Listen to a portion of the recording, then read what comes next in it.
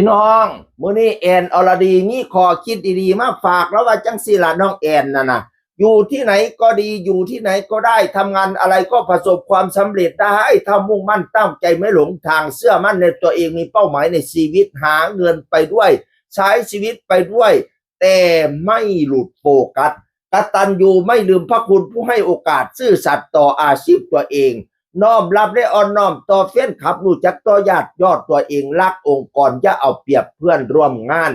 สำคัญคือยาโกหกยาสร้างเรื่องบางคนรับบทบาทเป็นผู้ถูกกระทำเสมอทั้งที่ผ่านหน้าตัวเองทั้งนั้นที่อยู่หรือเข้ากับเพื่อนหรือสังคมบ่ได้โทษทุกอย่างยกเว้นตัวเองสุดท้ายชีวิตเลยบ่มั่นคงเลื่อนลอยบ่มีอะไรเป็นสิ้นเป็นอันจักอย่างการเปลี่ยนแปลงเปลี่ยนได้แต่อย่าเปลี่ยนบ่อยเพราะแอนอรดีรู้ซึ่งมาก่อนมันทำให้เครดิตตัวเองบ่ดีคนชอบลืมตอนมาขอโอกาสพ่อได้โอกาสนั้นก็ลืมว่าฉันว่าพอคิดดีๆบักตอนมาขอโอกาสนั้นลืมบัดจะได้โอกาสไปแล้วก็ลืมโทษผู้อื่นบัดโทษนั่นโทษนี่ยกเว้นลืมโทษเจ้าของความผิดผู้อื่นบ่มีแท้ก็คุยเคลียร์เลี่ยหาความผิดตัวซ้ำพูดซ้ำผ่านเนี่ยเห็นซ้ำเม็ดง่าขาหินช่างเปลี่ยนตัวพี่น้องโทษแต่ผู้อื่นลืมโทษเจ้าของการเปลี่ยนแปลงนั้นเปลี่ยนได้แต่อย่าเปลี่ยนบ่อยพี่น้อง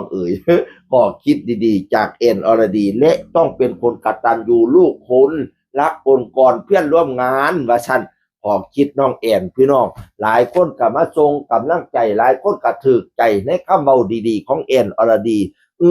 แต่หลายคนหลายปากหลายดากหลายหูขี่เนาะอาจสิมีความเบาอันบ่ดีเขาลอดแค่แลดออกมาแล้วว่าแอนอรดีก็เลยมีโพสต์อีกโพสต์สองเขียนว่า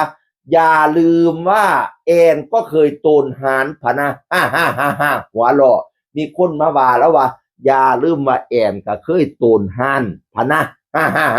หัวเราะน้องแอนหัวเราะแล้วก็เลยเขียนว่าก็ย้อนเคยโตนหานนั่นล่ะค่อยฮู้ว่ามันบ่ดีเสียใจที่หลังอยากอายบ่กล้าสู่หน้าเพิ่นเหมือนจะไปไม่ได้นะแต่ทำอะไรก็ไม่ขึ้นไม่ดีจนต้องไปขอขมาเพิ่นพุละเลยอยากแชร์ประสบการณ์ว่าอย่าทำอย่าโตนมันเจ็บนี่คนมาว่าเราเคยโตน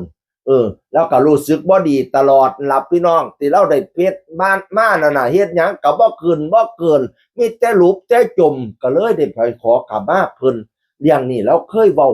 เปิดอกในรายการของเบิ้ลปทุมราชดิแล้วว่าเราอยากเว้าเรื่องนี้มันคาอยู่ในหัวจิตหัวใจเรานี่มาโดนเติบแล้วว่าเคยเป็นนักร้องโตนห่านเคยเป็นหมอลำโตนห่านตอนนั้นค่อยก็เอาคำเว้าที่เราไปเว้าในรายการเบิ้ลแล้วมานำเสนออีกเทื่อนึงก็มี FC น้องแอนบางคนบ่พอใจค่อยเป็นหยังเจ้ามาเว้าความจริงมันเป็นเรื่องที่แอนอรดีน่ะอยากเปิดเผยอยากพูดออกมาเปิดอกเบ้าออกมาแล้วมันสว่างบะสมเจ้าเข้าใจบ่ว่าอดีตแล้วเคยโตนห่านบัดนี้นี่กาเล่ากันอยากเว้าว่าละอยากระบายนั่นละเรื่องที่มันสาเหตุที่มันโตนนั่นกานั่นละแล้วก็เว้าไปในรายการซุมเจ้าไปชอบเบิ่งเองพี่น้องเดี๋ยวเว้าอีก FC น้องแอนสิมาว่าข่อยอีก แต่ความจริงน้องแอนนั่นอยากพูดนะคือเว้าแล้วมันสว่างซุมเจ้าเข้าใจบ่เขาว่า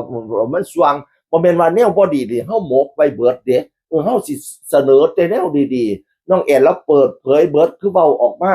คือไม่ใช่ว่าเราทำไม่ดีก็จะทำแล้วทำอีกคือผ่านไปแล้วไงเราไม่ทำอีกเอามานำเสนอเพื่ออยากให้ทุกคนว่ามันไม่ดีนะเฮ็ดหยังก็บ่เจริญจังได้ไปขอขมาลาโทษเพิ่นสันดีเดียวเนี่ยนั่นล่ะเราก็เลยมีข้อคิดดีๆมาเตือนพี่เตือนน้องโปรดทราบโดยทั่วกันว่าถึงกันปานว่านั่นน่ะมีข้อคิดดีๆจากน้องแอนอรดีพี่น้องเอามานำเสนอเสียงอื่นคนเขาเว้าสู่ฟังสวัสดีครับสวัสดีครับ